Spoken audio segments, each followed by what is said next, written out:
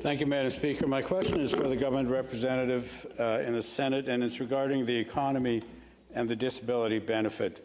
I want to mention three indices regarding the economy that the Trudeau government, in some senses, has delivered upon. Inflation is down to 2.8%, down from 8.1% just 2 years ago.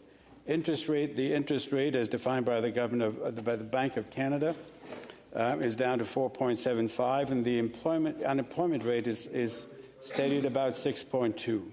There is still hardship in a lot of areas, and one in particular is regarding the status of people with disabilities.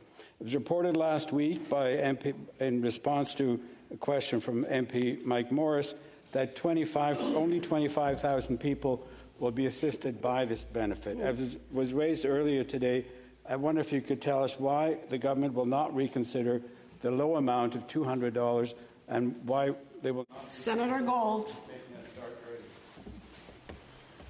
Well, first of all, thank you for your question, and thank you for underlining some of the improvements that we see in our economy. It is also the case, as you remind us, that many Canadians are still struggling, and that whether it's in far too many areas for any of us to feel complacent or sanguine about.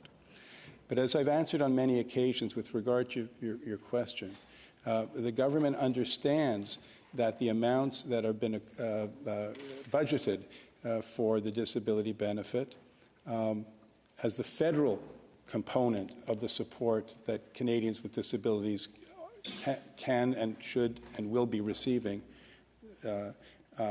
is only the first step, and the government is engaged to continuously review this program to ensure that it delivers. Senator Cardozo. Thank you, Madam Speaker. My supplementary is on the same issue. Given the strength, the apparent,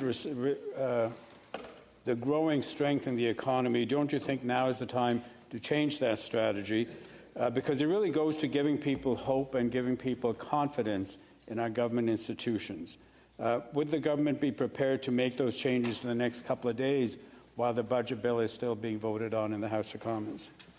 Senator Gold. I think it is unrealistic to assume that the government at this late state would make those changes. And as I've said on many occasions, it's a multi-year program. This is a historic first step, and the government will do what is necessary and in a prudent and responsible way to address the issues and the concerns that have properly been raised in this chamber and outside of it with regard to this disability benefit.